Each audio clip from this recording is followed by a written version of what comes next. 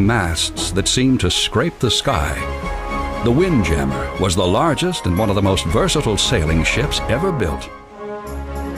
It was also unique, the only large vessel powered by the wind that was constructed mainly of metal.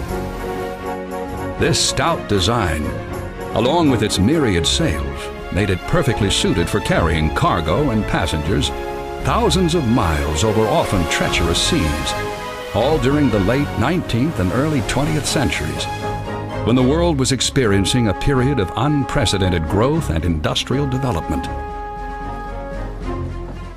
These great ships were significant for another reason. They were the very last of the commercial sailing craft, a line with a proud tradition dating back thousands of years. Even as the age of steam was dawning on the seas, ships like the Star of India, the Elissa, the Herzogensetsia, and the Peking became the stalwart cargo carriers of their day, while evoking romantic images of days gone by. A large 5-masted windjammer was around 400 feet long, with masts towering up to 170 feet above the deck. Its cavernous metal hull could hold up to 7,000 tons of cargo, yet was streamlined enough to move through the water at speeds approaching 15 knots. For the men who served aboard the mighty windjammers, hauling thousands of tons of cargo to all corners of the globe was hardly romantic. In fact, it was grueling and often perilous. Still, despite many obstacles, the windjammer captain and his crew sailed on. Withstanding the elements and an ever-changing world, they helped the windjammer become the final embodiment of the age of sail, our legacy of tall ships in all their regal glory.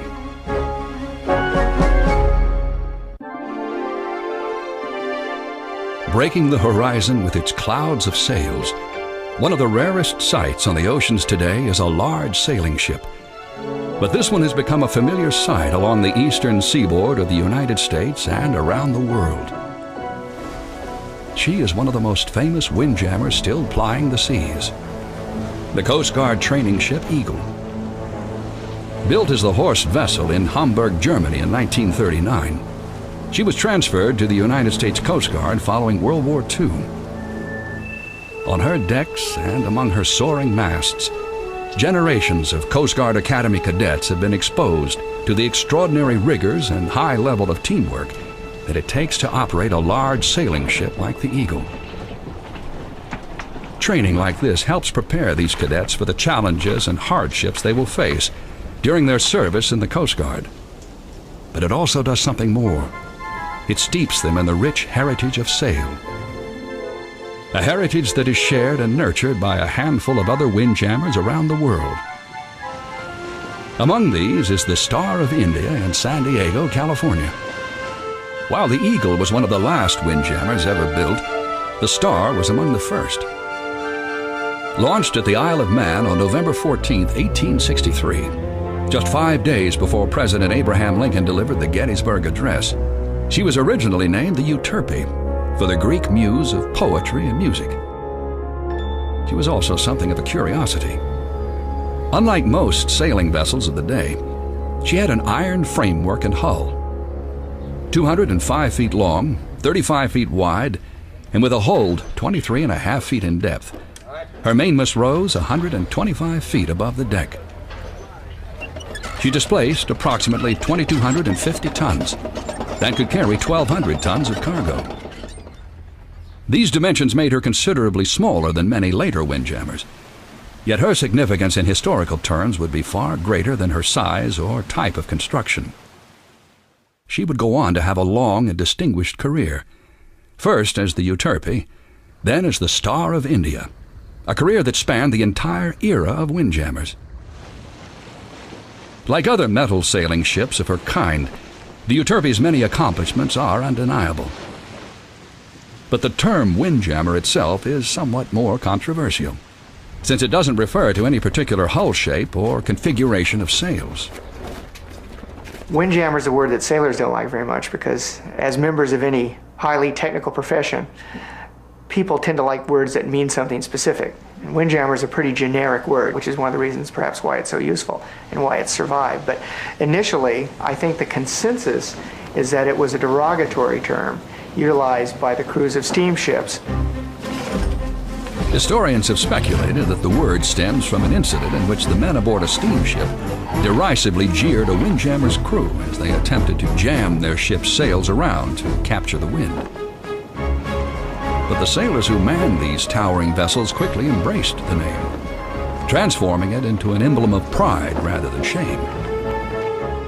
A seamless blend of industrial-age manufacturing and old-world craftsmanship, these ships were the culmination of a long tradition of sailing vessels that began centuries before. From the earliest times of antiquity, ships of sail helped bolster the political ambitions, trade, and defense of nations throughout the world. With the increasing use of steam-powered vessels during the mid-19th century, however, the days of the great sailing ships appeared to be numbered. The advantages of steam in navigation were not so much speed as reliability of speed, the idea that you could plow through ice and currents with or without any wind. But the early steamships also had many flaws. Their engines were expensive to build and maintain. And with the new and relatively unreliable steam technology of the day, they were susceptible to mechanical breakdown. In addition, they needed coal to operate, lots of it, requiring frequent stops in port to refuel and relatively large crews to keep their boiler fires stoked. The coal also took up valuable space in the hull that could have been used for carrying cargo. These qualities made the early steamships economically viable on shorter trips, particularly carrying passengers or other low-bulk, high-value cargo, where the vessel's lack of range and carrying capacity were not significant drawbacks. But it left a niche for the sailing ship on the long transoceanic voyages that steamships couldn't yet undertake on a regular basis. During the same period in the mid-19th century, nautical designers began experimenting with the construction of iron-hulled sailing ships, particularly in Great Britain. The first of the great windjammers, the iron ships, were built in those industrial countries in Europe that were already well equipped for shipbuilding and had all the raw materials and the skilled labor at hand. On the Clyde River in Scotland, in Belfast, and in the northern part of England where there was coal and iron, where there were refineries, and an overabundance of skilled labor. The Industrial Revolution had prepared the United Kingdom for this kind of work. In 1842, a British naval architect named John Grantham published a manuscript entitled "Iron as a Material for Shipbuilding," in which he cited iron's many advantages compared to wood. Grantham based most of his arguments on why iron was superior to wood. It has a high tensile strength. It allows you to build ships much larger in iron, theoretically, than you can in wood. It's not a number of pieces fitted together that work and torque rather independently. It is pretty much one single structure. As a consequence, you have ships that are less costly to operate, less costly to repair, and you can build them bigger. A year later, Grantham helped modify one of the first sailing ships with an iron hull, the 711-ton John Garrow, whose innovations included rigging made of iron cables instead of the less durable ropes used previously. Other shipbuilders of the time were making similar vessels. It was from this marriage of iron and canvas that the windjammer was born. With less internal bracing necessary in their metal hulls, the windjammers could carry greater amounts of cargo than contemporary wooden sailing ships, making them far more efficient as movers of freight. With no engines and no need to carry fuel, they could even haul more than comparably sized iron-hulled steamships. And despite their large dimensions, windjammers could be run by significantly smaller crews than the manpower-hungry steamers, making them cheaper to operate. Even though a lack of wind would paralyze a windjammer as surely as it would any other type of sailing ship, these vessels could also be fast. With its thousands of square feet of sails, the average windjammer driven by a strong gale was capable of outrunning its swiftest steam counterparts, even while fully loaded with cargo. The famous steel-hulled German windjammer Herzogin Setsia once reached a top speed of over 20 knots, a mark which not only far exceeded contemporary steamships, but even rivaled those attained by the fastest clippers. By the late 1800s, the Windjammer had become the preferred vessel over wooden sailing ships for many thriving shipping businesses that hauled bulk raw materials over long distances. Most of the products, the cargoes that these vessels carried were industrial and agricultural raw materials, things that were needed for the burgeoning industries that were growing up in Europe and in America in the last part of the 19th century. They were bulk cargoes, grain, wool, timber, coal, and one of the characteristics that they had in common was they just really weren't perishable. And so the difficulties of getting around Cape Horn, the relatively slow passage through the doldrums under sail, made very little difference in terms of the value of the cargo or the ultimate profits of the voyage. As the demand for raw materials grew worldwide, so did the size of the windjammers. Earlier models had featured only 3 masts, but by the end of the 19th century, larger 4-masters became the norm, and eventually some 5-masters were even built. Also, a configuration of exclusively square sails was gradually altered to include fore and aft sails on the rear mast. It was these reconfigured vessels called barks which became the classic windjammers of the era. The bark is really a minor variation of a standard full rig ship where you have all the masts carrying yards, with the exception that on the aftermost mast there are no yards. There are no square sails carried. Because frankly, anytime the ship is running off the wind or before the wind, that much sail area that far back in the ship makes it hard to steer anyway. So by eliminating the yards on the aftermost mast, you also eliminate the necessity of the crew required to work those yards whenever the ship is being brought about. Departing from their European home ports, these majestic ships sailed as far away as South America, the Pacific Northwest, and Australia, turning profits and earning praise from those who sailed them. Nevertheless, carrying tons of cargo on the wide open sea presented many challenges for those who sailed the windjammers. Challenges that would make these devoted sea hands work harder than almost any other sailing crews in nautical history.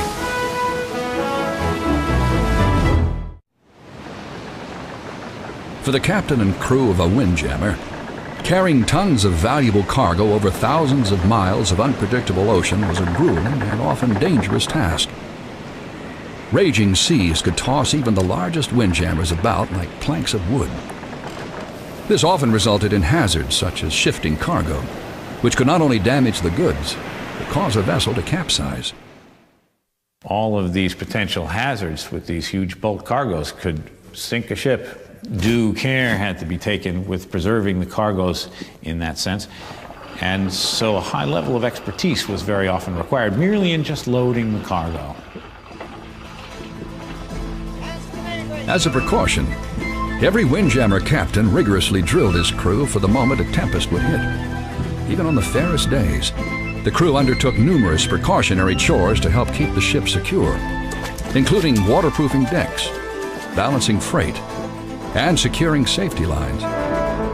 But above all, properly rigged and well-maintained sails and running rigging were essential to a windjammer's operation.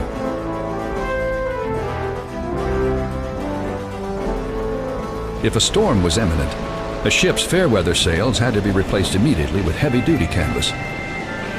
In strong winds, the smallest tears could rapidly grow into massive holes. Once, during fierce winds off the coast of England, the Herzogensetsia lost 19 sails in less than a day and a half. Under such conditions, it was the captain who decided which sails were to be furled and unfurled in relation to the wind. At his word, the crew would hurriedly climb the rigging, and while balancing precariously on foot lines up to 150 feet above deck, adjust sail. The motto for these sailors was, one hand for ship and the other for self. Clear communication between captain and crew was essential during this process. If the crew failed to synchronize their efforts, the results could be catastrophic. As with any merchant vessel, delivery of cargo intact and in the shortest amount of time was always the prime objective. Windjammer captain had to be a master of the sea, the skies, and his men. For the captain held full responsibility for his crew, his craft, and his haul. They had to be a great judge of character. They had to drive their men. They had to know when to drive hard. They had to know when to ease off. But they were all masters at their craft. Ship owners counted on their captains to be vigilant, honest, and reliable, as a ship's fate, including its profit and loss, was entirely in his hands. As such, captains who proved their mettle were handsomely rewarded. A captain's quarters could be large and opulent, and he was often allowed to bring his family along on the voyage. It also imposed a kind of civilizing influence upon everyone to have women and children on board a ship. In some cases, women performed significant roles in managing vessels. Navigating, for instance, wasn't uncommon at all for captains' wives to learn how to navigate a vessel. It wasn't certainly uncommon at all for masters' wives to be able to handle the vessel's books and the more administrative functions of a captain's job. I suspect they were probably a welcome addition. Yet for all the moments of good living for the captain of a windjammer, there were many more of considerable stress. Life at sea was an ever-changing series of adventures, usually controlled by the elements. Every storm had the potential to sink a ship or blow it far off course.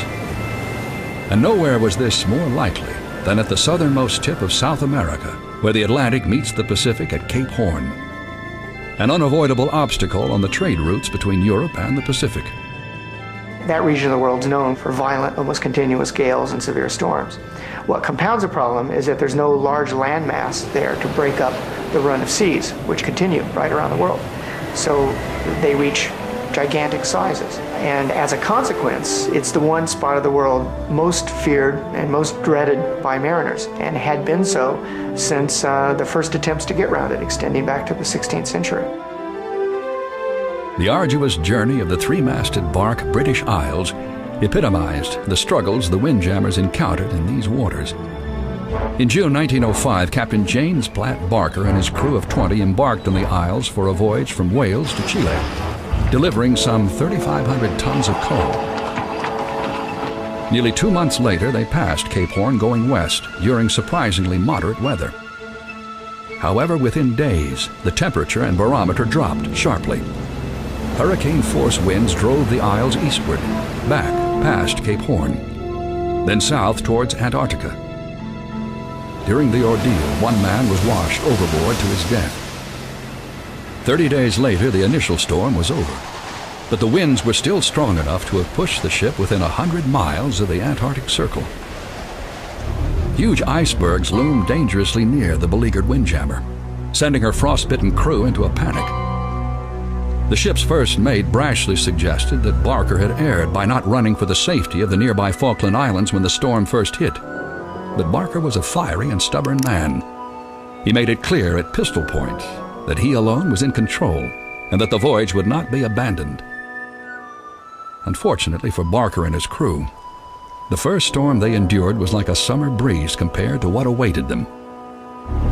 Violent squalls soon lashed the Isles as mountainous seas rolled over her. 2 more men were swallowed by the sea, but through it all, her ruggedly built iron hull remained intact, a testament to the incredible strength of the windjammer design. Finally, the British Isles was able to ride out the storm and set a northerly course. 4.5 months after her departure, she reached the port of Pisagua, Chile, her cargo somehow still intact. Despite hardships like those endured by the British Isles and countless other craft, the use of windjammers continued to grow worldwide. At the beginning of the 20th century, over 3,000 windjammers from more than a dozen countries were registered with the insurance company Lloyd's of London. They had become a multi-million-dollar business that employed over 500,000 people worldwide. It was the golden age of the windjammers, and rising to dominate this era were 2 rival companies, one in Germany, the other in France, who created windjammer fleets that would leave the competition in their wakes.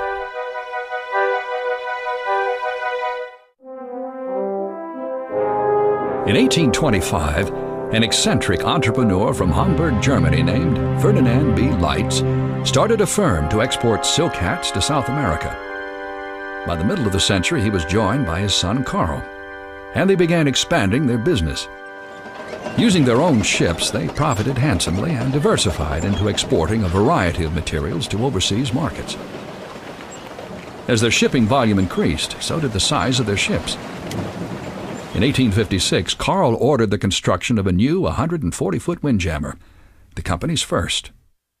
Carl Leitz named the Poodle after his wife, who was known as Poodle because of her luxuriant curls. And the ship was not only pretty, she was also very profitable and successful, and they had her quite a while. And in efforts to perhaps sustain the run of good luck they found with that ship, they named all their subsequent vessels, or renamed them, with words beginning with P. And that was the birth of what became one of the most famous lines of sailing ships ever. It was called the Flying P Line. Recognizing the growing demand in the world economy for nitrates, a chemical compound used in fertilizers, the Leitz geared the operations of the Flying P Line almost entirely toward this profitable but malodorous cargo. It was just a horrible sort of a trade. Aromatic, extraordinarily hot. Imagine taking a lot of fertilizer and exposing it to equatorial heat for weeks and months at a time while you loaded it on your ship with a shovel. It was hardly glamorous, but it certainly was lucrative and absolutely necessary to burgeoning agriculture. Despite the nature of their cargo, the captain and crews who sailed aboard the P-liners took great pride in their vessels and their company's reputation. Sailing legends like Captain Robert Hilgendorf enhanced this prestige. In his 20-year career with the Leitz Company, Hilgendorf successfully sailed around Cape Horn 66 times, mainly in windjammers, once making the dreaded passage in just 7 days. One of the interesting things in this period is individual captains don't emerge as cult figures very much, unlike with the clipper ships. Hilgendorf is a bit different. He was so proficient and was consistent in making exceedingly good passages that he achieved notoriety in a period and a profession where notoriety was a very rare commodity. A master of how to handle a large windjammer at sea, knowing all of the angles, knowing all of the intricacies of handling craft. Mr. Leitz had on his office wall a portrait of not his father or grandfather, but Robert Hilgendorf. Although the number of windjammers in the Leitz fleet remained fairly constant at around 16 during its 100 years of operations, the size of these ships continued to increase.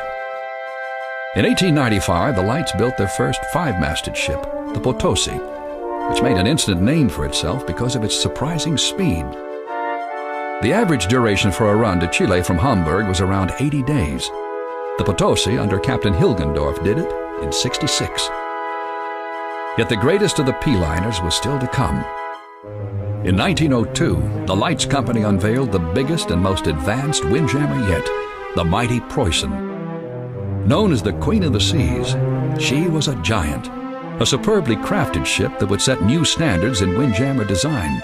She measured 440 feet from bow to stern, had 5 masts carrying 48 sails, and displaced an amazing 11,150 tons, making her one of the largest sailing ships ever built. In a stiff breeze, she could attain speeds of 17 knots, her sails exerting a force comparable to 6,000 horsepower. Even her average cruising speed of about 7 knots was swifter than most large steamers. The Preußen was a climactic expression of the sailing ship. She was the pride, at the time she was built, not only of the Leitz line, but arguably of German seafaring technology and even of the entire brotherhood of seamen who were engaged in this grand enterprise. Yet sadly, the reign of the Queen of the Seas was all too brief. In 1910, she was accidentally rammed in the English Channel by a steamship. The great windjammer floundered for several hours before the powerful tide slammed her against the crags off the cliffs of Dover. After several efforts to dislodge her failed, she was soon battered into oblivion by the surf. Even with the demise of the Preußen, the Leitz Company still flourished. The only genuine threat to its dominance in the nitrate market came from France, where another family operation, the A.D. Boards Company, produced a fleet of windjammers that were just as proficient and structurally sound. The core of the competition between the two shipping giants was speed. Much like the great tea races in the days of the clippers, the windjammers from these companies continuously vied with each other for the fastest passages back and forth across the ocean. In 1896, the Boards' five-masted bark France completed a voyage from Europe to South America and back in 145 days. Light's Potosi made a similar trip in 144 days. Such competition was not uncommon during the reign of the windjammers. The great grain races from Australia to Britain during the 1920s and 30s would also serve as a friendly battleground for a number of ships, captains, and their crews. Meanwhile, business for both the Lights and Boards companies continued to thrive throughout the early part of the 20th century, particularly as World War I erupted in 1914, and the demand for raw materials skyrocketed. It was during this conflict that one ship would make a name for itself in an entirely different fashion, giving rise to one of the most dramatic windjammer stories ever told.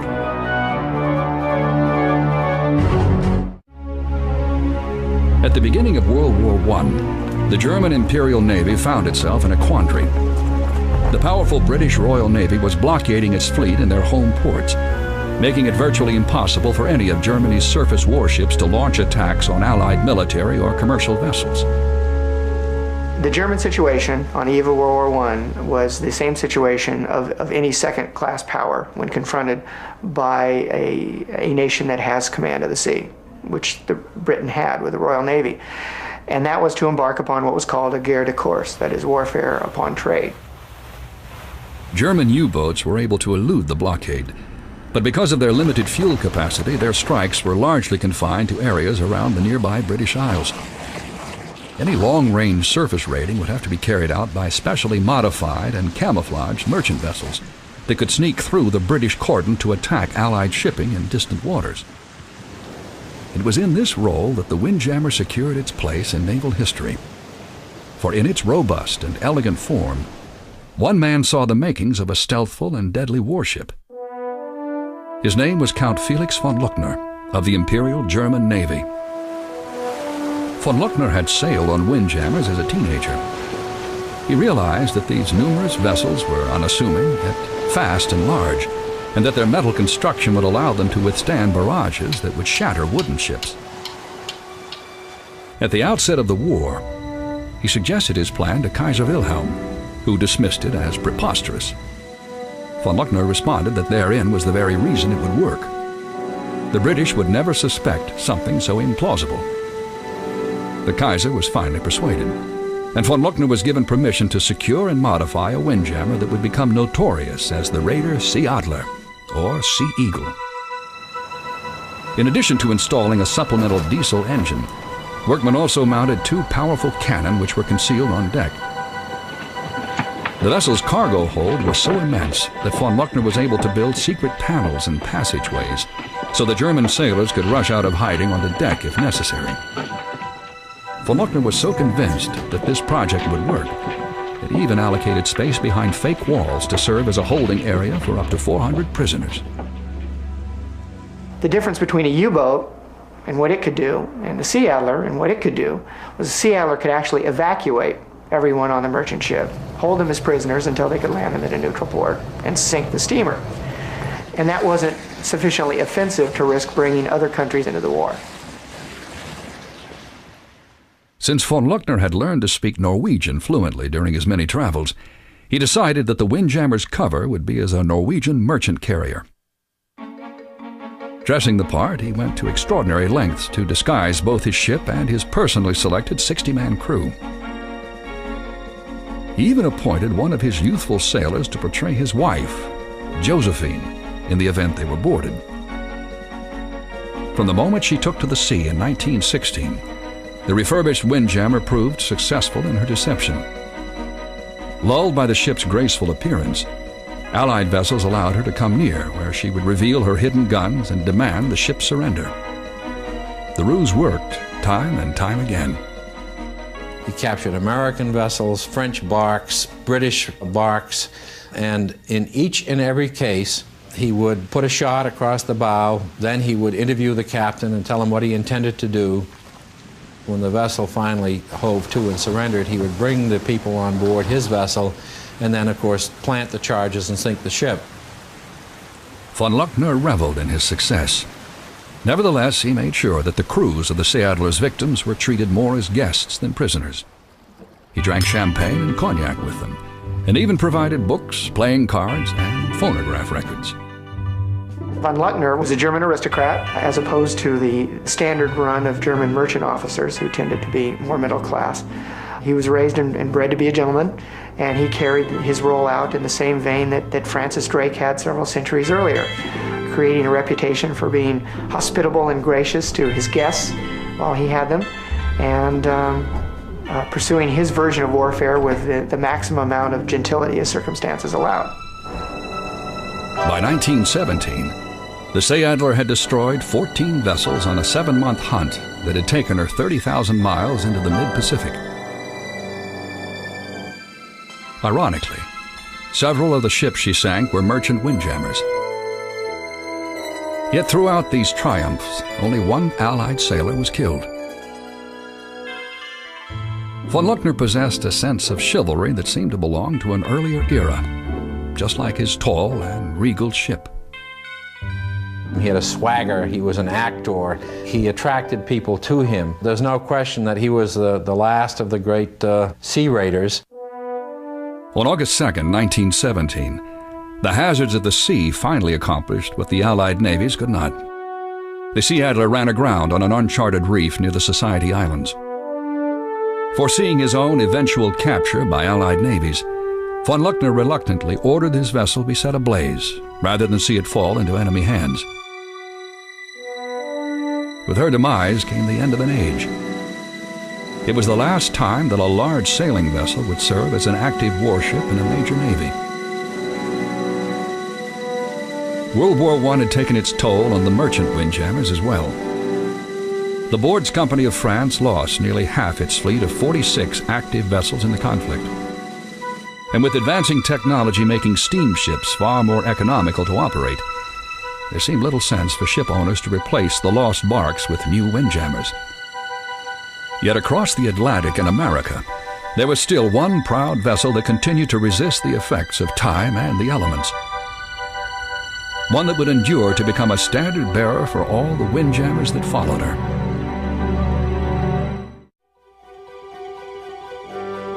In 1923, just 5 years after the end of World War I, a battered old windjammer named the Star of India was retired by her owners. Once a state-of-the-art vessel known as the Euterpe, she had served over 2 generations in a working career that had spanned the entire era of the windjammers. Like most others of her type, she was a victim of changing times, which had rendered all but a handful of windjammers around the world obsolete. Since her launch in 1863, the Star of India had been tangible proof of the windjammer's incredible versatility, successfully performing every mission that had been assigned to her. From the India cargo trade, to transporting immigrants, to working the waters of Alaska in the salmon fishery. Although her heritage was proud, her origins were humble, if not ill-fated. In 1864, on her maiden voyage as the Euterpe, she was en route with various merchandise from Liverpool to Calcutta when she was clipped across the bow by another ship. After some hasty repairs, she managed to complete her voyage. The following year, the Euterpe was battered by a fierce cyclone off Madras in the Indian Ocean. Conditions worsened to the point that her captain had no choice but to order the crew to cut her masts away to keep the wind from capsizing the ship. As the storm abated, the beleaguered crew was able to erect improvised masts and the ship safely reached land. Ironically, part of the reason the Euterpe was able to survive these early trials may have stemmed from a flaw in her design. Unlike later windjammers, like the Preußen, she had been built at a time when few shipbuilders had extensive experience in constructing metal vessels. As a result, the Euterpe's designers had spaced her ribs more closely than they needed to be, as if they were made of wood instead of the stronger iron. When you look at Euterpe, what you're seeing in some respects is an attempt to duplicate a wooden ship in iron. Her structure is quite similar. You don't see lots and lots of diagonal strapping as you might see in later on construction. You see fairly massive plates, 13/16 of an inch thick, fairly massive frames spaced on close centers. This made the ship heavier and slower than some other windjammers, but unquestionably more rugged. In 1871, the Euterpe was sold to a Shaw Savill company who used her to transport immigrants from England to New Zealand and Australia. Gold miners, farmers, and adventurers crowded on board, awaiting the promise of a better life oceans away. It was really over long ocean passages, such as prevailed between Europe and New Zealand, Europe and Australia, that you found ships like this turned to delivering people as well as cargo. This ship operated for 2 decades, carrying immigrants from the 1870s to the 1890s. I'm told that there's quite a sizable percentage of the population of New Zealand that one way or another can trace their ancestry to people who came to New Zealand on this particular ship. As the end of the 20th century drew near, the Euterpe was sold again and put into service as a freighter for hauling lumber. But her venture in this rugged trade was short-lived, and the constant thrashings by the sea and wind continued to take their toll on her now aging frame. In January of 1901, in her 5th decade afloat, the ailing Euterpe was purchased by the Alaska Packers Association, where she joined the other aging windjammers of the APA fleet in the Alaskan salmon trade. The first thing her new owners did was give the venerable windjammer a much-needed overhaul. Her interior was cleared out, new decks were laid, and berthing space was provided for 75 fishermen and 150 cannery workers, most of whom were Asian. It was at this time that the ship was modified from a square-rigged vessel into a bark. And one of the first things they did to her was make her yet more economical by taking out her existing mizzen mast and putting in a smaller one. And she became, by that change, a bark. That allowed her to be operated with a smaller crew. In the spring of 1902, she sailed her inaugural round trip from San Francisco to Alaska, a 2,500-mile trek she would make once each year for the next 21 years. Once in the Gulf of Alaska, she lay at anchor while her crewmen put off in smaller boats to harvest the area's abundant stocks of salmon. She would ferry their collective catch to canneries ashore, and at summer's end she'd set sail for San Francisco, her holds loaded to capacity with processed salmon. In 1906, in keeping with the names of the other stars in their fleet, the Euterpe's owners renamed her the Star of India.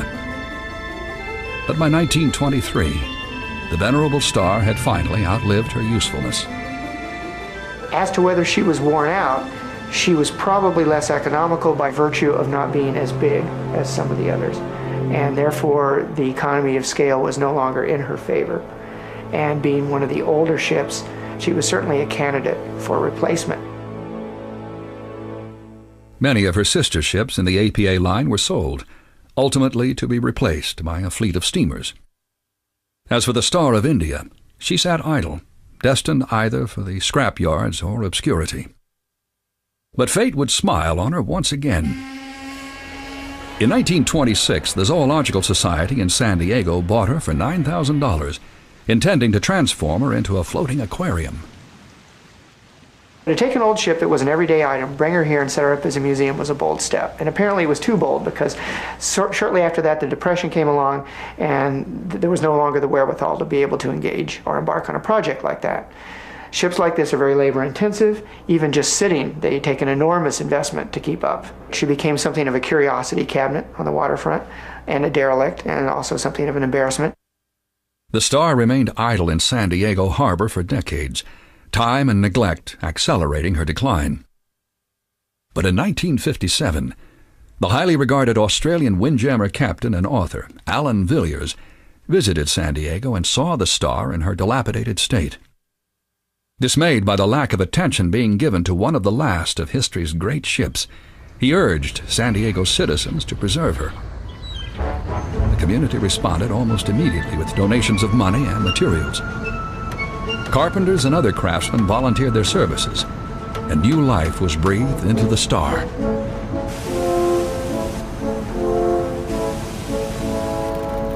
The Star of India became a focus of civic pride, as it were.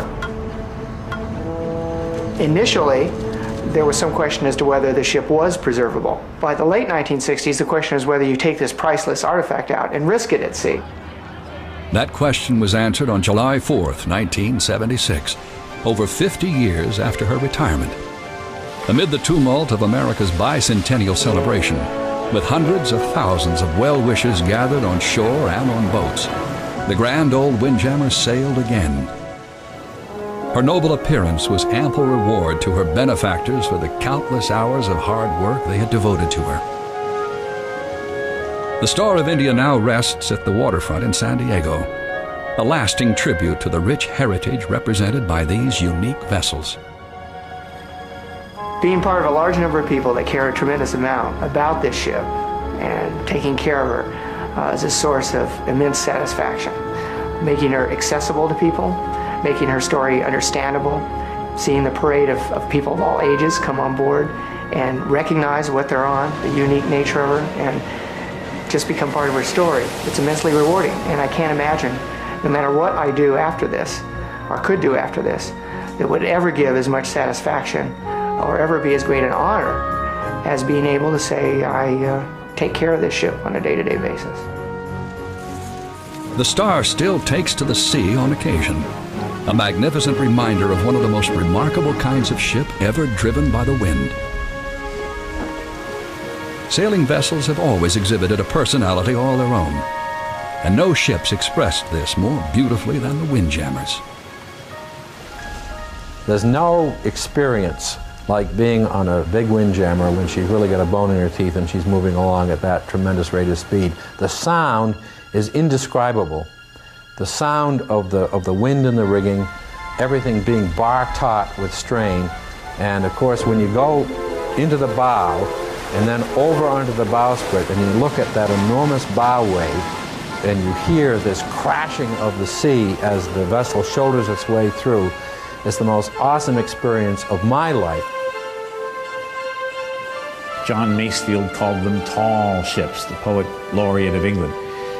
And nowadays we can look at these vessels and see them, and there are several of them that survive, see them as some of the greatest relics of the age of sail.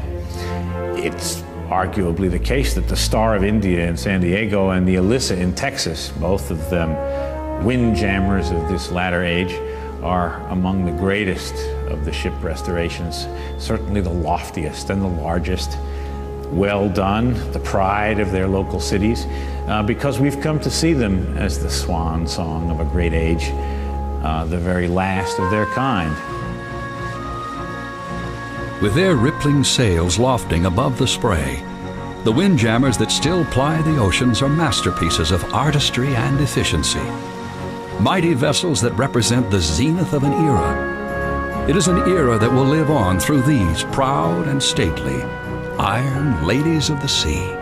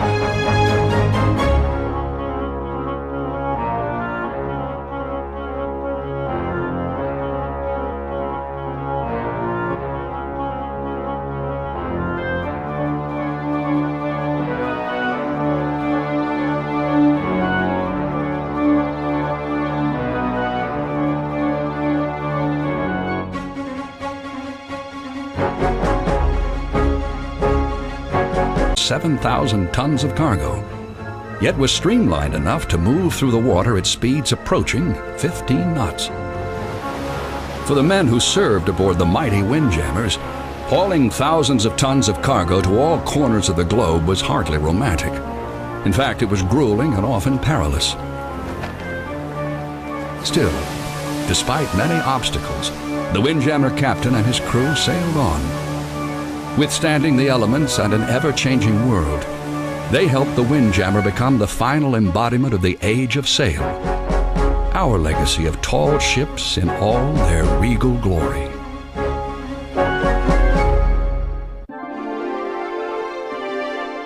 Breaking the horizon with its clouds of sails, one of the rarest sights on the oceans today is a large sailing ship.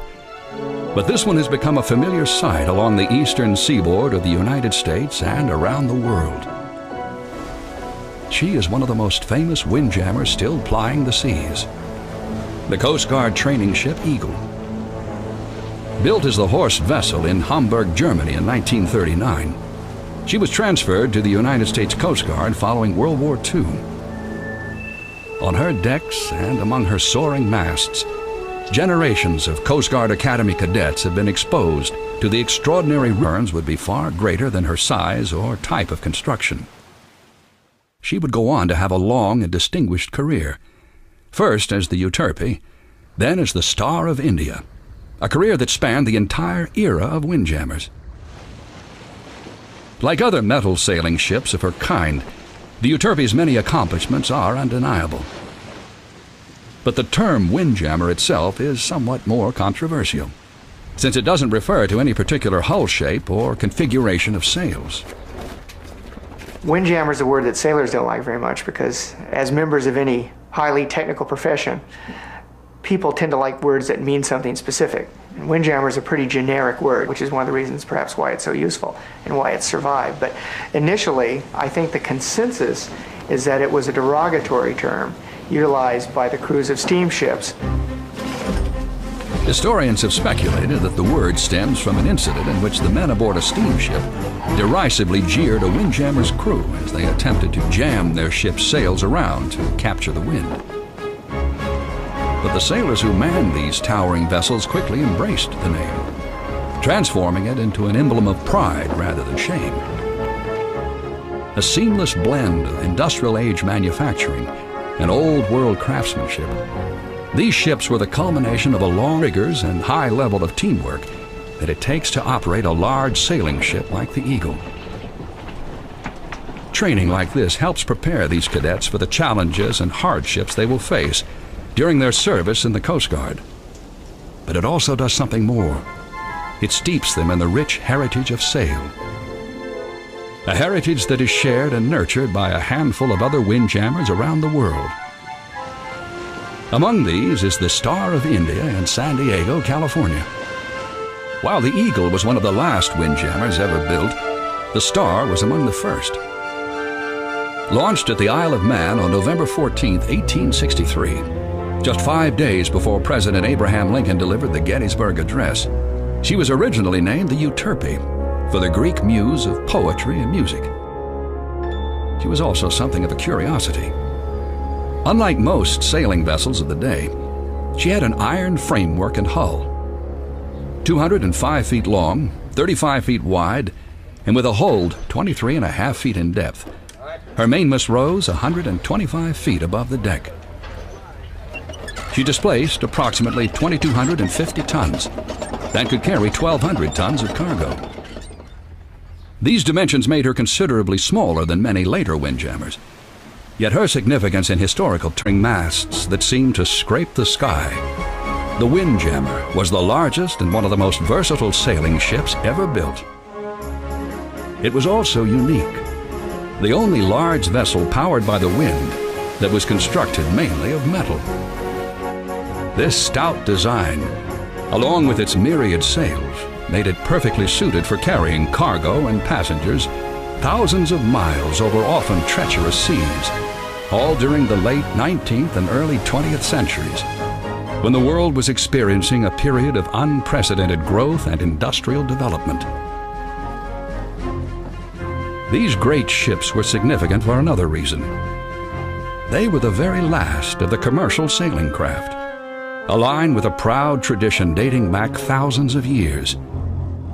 Even as the age of steam was dawning on the seas, ships like the Star of India, the Elissa, the Erzegensetsia, and the Peking became the stalwart cargo carriers of their day, while evoking romantic images of days gone by. A large 5-masted windjammer was around 400 feet long, with masts towering up to 170 feet above the deck. Its cavernous metal hull could hold up to some tradition of sailing vessels that began centuries before.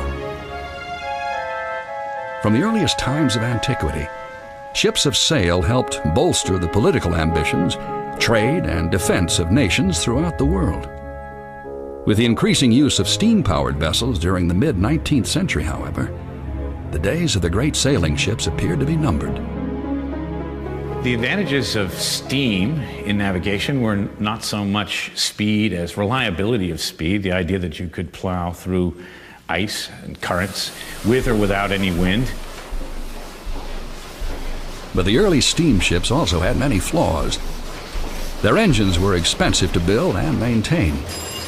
And with the new and relatively unreliable steam technology of the day, they were susceptible to mechanical breakdown.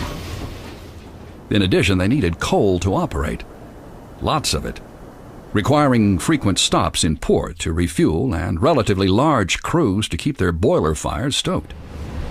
The coal also took up valuable space in the hull that could have been used for carrying cargo. These qualities made the early steamships economically viable on shorter trips, particularly carrying passengers or other low-bulk, high-value cargo, where the vessel's lack of range and carrying capacity were not significant drawbacks. But it left a niche for the sailing